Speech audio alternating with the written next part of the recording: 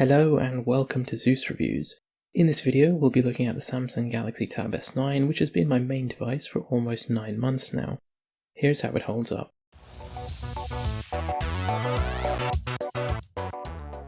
I wanted to start this review by talking about the 11-inch 2560 by 1600 dynamic AMOLED display because that is easily the Tab S9's best feature. Unfortunately, halfway through my recording, I dropped my headphones case on the screen and it caused a hairline fracture underneath the glass, meaning the display was ruined and I had to get it repaired. You can check out my video here to learn more about the whole experience. But even after finding out how fragile this display can be, I still think it's the best thing about the Tab S9. It's ridiculously vibrant and makes everything from reading emails to watching movies to playing games to writing notes look absolutely spectacular. And with that 120Hz refresh rate, you get silky smooth scrolling throughout the entire OS. The only complaint I have with the display, apart from how much it cost to repair and how easy it was to damage, is that it's reflective and it picks up fingerprints pretty quickly. The Tab S9 can get plenty bright though, so you can still comfortably see things outdoors, but you'll need to have brightness turned up to maximum all the time, otherwise you just end up staring at your own face. I added a tempered glass screen protector and that did help to reduce glare and fingerprints somewhat. And for what it's worth, when I dropped my headphones case on the tablet, the screen protector was totally undamaged. It had no scuff marks or scratches or dents or any damage at all, which is good, I suppose, even though my display was shattered. But if I were buying a screen protector now, I would probably get a matte one instead to really reduce those reflections. That said, every time you turn the Tab S9 on, the display is just so dazzlingly brilliant that you forgive all its shortcomings. The rest of the hardware just reinforces that level of top-notch quality. The Tab S9 has an aluminium frame with curved edges, slim bezels, and a magnetic charging strip on the back for the S Pen, which comes bundled with the device. The power button and volume rocker at the top offer excellent tactile feedback and are easy to access whether you're holding the tablet in portrait or landscape. And the tablet has IP68 water and dust resistance. You have a 13 megapixel wide-angle camera at the back with flash, and an ultra-wide 12 megapixel camera at the front. There's a light sensor hidden away near the front camera and one on the left side of the display. There are also two microphones in similar positions, one on the left and one on the top. There's also a microSD card slot at the top, which supports cards up to 1TB if you really want more storage, and for 5G models, this is also where you'll put your micro SIM card. There are two speakers on the left side of the tablet, and two speakers on the right, flanking the USB-C port in the middle. Finally, there's an underscreen fingerprint scanner at the front that lines up with the USB-C port, and there are some pogo pins at the bottom, which you can use to connect accessories like the keyboard case or notepaper screen.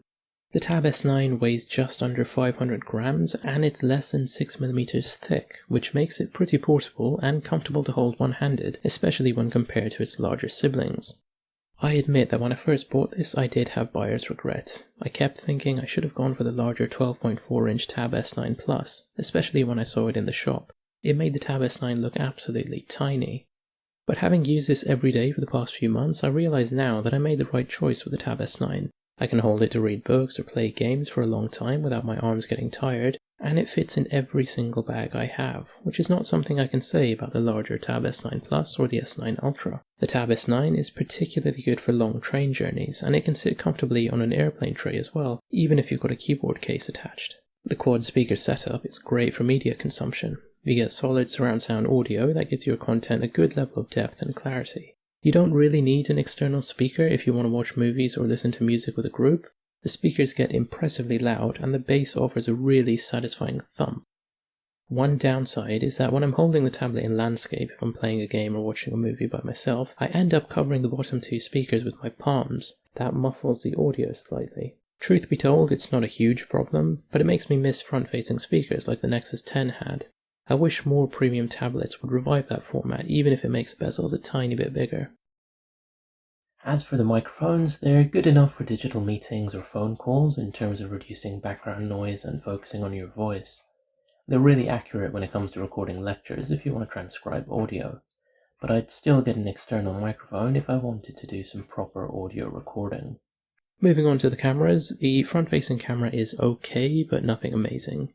It offers a decent amount of detail when the lighting is good, but anything less than ideal lighting and it will really start to struggle. One thing I do like though is that you can switch out to the wider view whenever you need. It's really useful for video calls when you're with a group.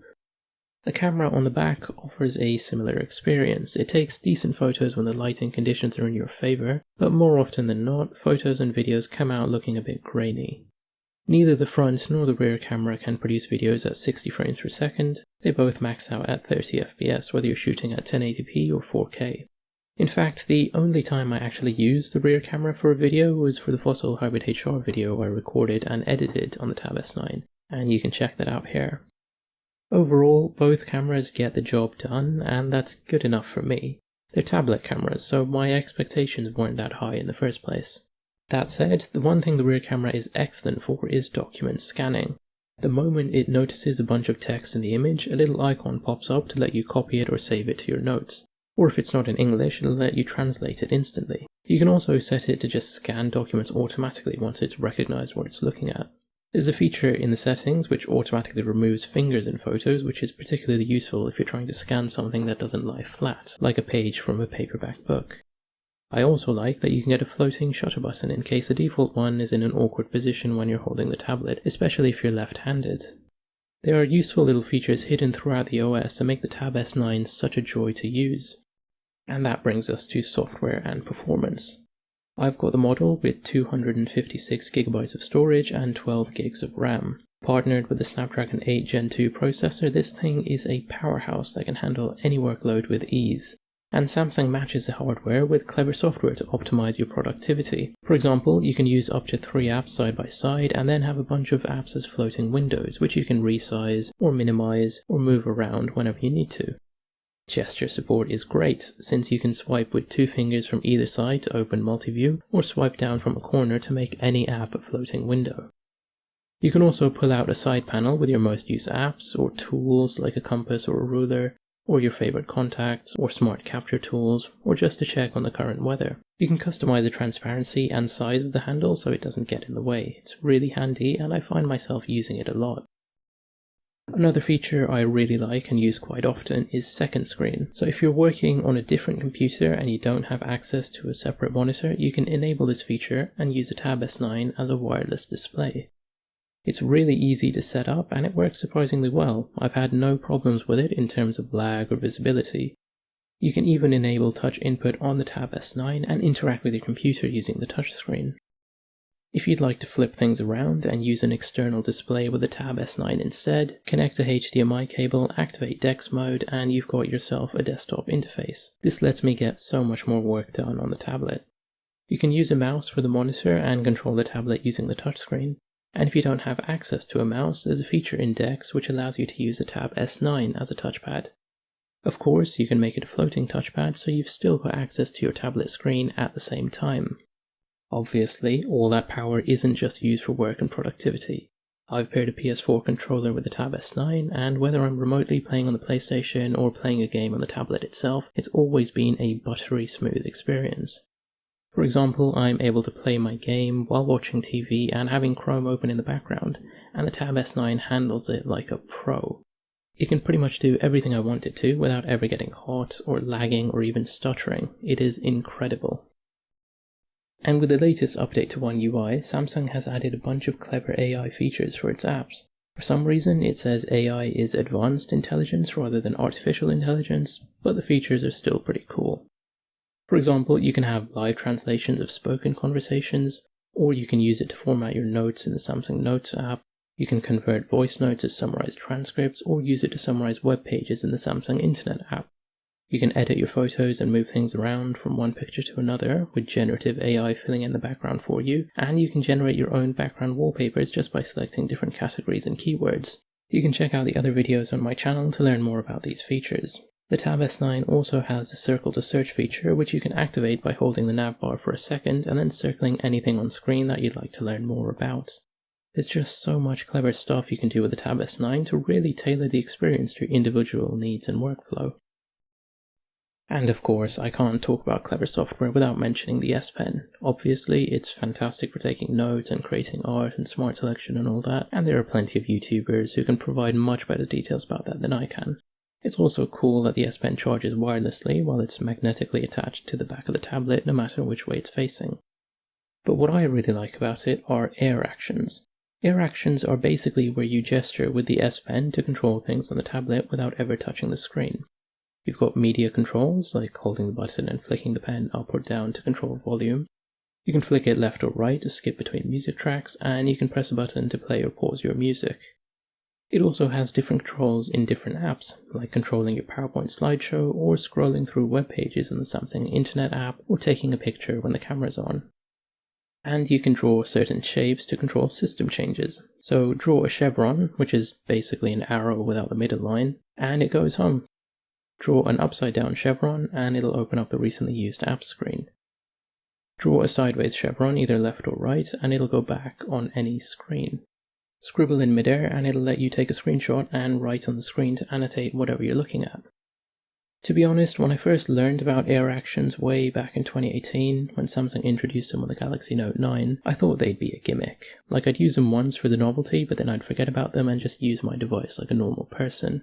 But having used them now on the Tab S9, I can tell you that they are surprisingly useful. I do use them almost every day, especially the media controls, because they work while the screen is off. So when my tablet is on the charger and I'm listening to an audiobook, I love that I can control playback with the S Pen wherever I am. I don't even need to be in the same room as a tablet because it just relies on Bluetooth. It's really convenient. Using air actions a lot does drain the battery on the S Pen though. It has a 24-hour standby time, but if you end up using air actions non-stop, the battery will last about 30 minutes. Now, I've never actually gotten to the point where I've drained the battery completely, but if I did, I'd just attach it to the back of the Tab S9 and the S Pen would get fully charged in about 20 minutes. Just to be clear, the S Pen does not need to be charged for you to use it to write notes or hover over stuff on screen. So you can still use the S Pen as a stylus when the battery is dead. The battery is only used for gesture-based air actions which rely on Bluetooth. Moving on to the tablet's battery life, I am again impressed. I use a tablet every day for content creation and media consumption, so that includes things like writing reviews, editing photos, watching TV, listening to music, reading books or comics, and generally browsing the web. With my usage, I get about a day and a half of battery life, with roughly 8 hours of screen on time.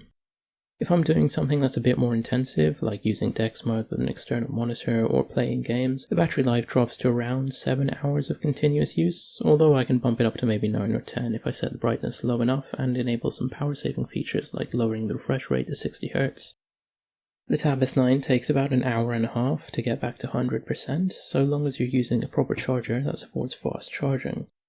Overall, I'm pretty pleased with the battery life on the Tab S9 and I never worry about charging it up when I take my tablet out of the house. I know it'll last me a long time, and if it doesn't, it'll charge up fairly quickly anyway, so it's not a problem either way. Finally, I can't finish this review without talking about the keyboard case because I think it is a must-have accessory. If you really want to supercharge your productivity with the Tab S9, you need to get one. I picked up a slim book cover keyboard case when I got the tablet because it was a bundle deal, and you can check out the unboxing video here. But it has completely changed the way I use a tablet and I cannot imagine not having one. Since I bought the case, I haven't really used the tablet without it because it's so useful. I've never really enjoyed on-screen keyboards on tablets because they just take up too much room. And even when it's a smaller floating keyboard, I find it just gets in the way and ruins my flow or typing speed, especially when I need to get a lot of content written down and I don't feel like using the S Pen. So having a physical keyboard is really great, especially with the Samsung keyboard toolbar, which gives you access to shortcuts and word suggestions. With the new update, I can press F1 to access some AI features to help with my writing style or spelling and grammar, which is pretty useful.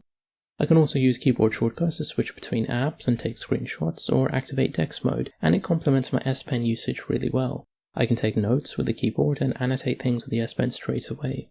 It's a really fluid interface that matches my workflow perfectly. That said, if I were getting a keyboard case now, I might do things differently.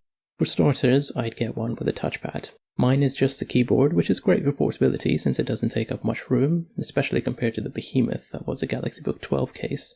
But I do find myself reaching for a non-existent touchpad whenever I'm in DeX mode, so I often have to carry a Bluetooth mouse with me to replicate the convenience of a traditional laptop.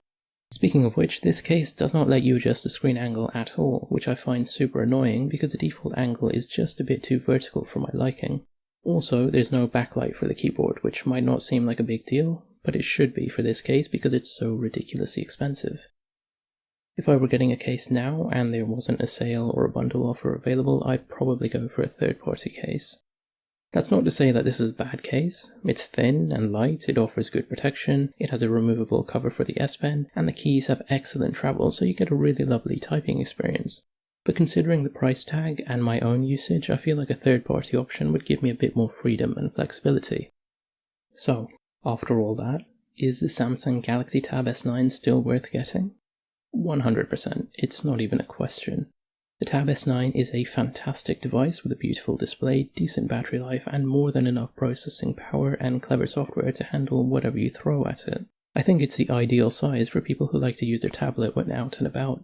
That said, it is still very expensive. It's nice that the S Pen comes bundled with the device, but I think a keyboard case is also a must-have accessory. It's a shame that you have to buy one separately and for such an exorbitant price, especially if you want an official Samsung one.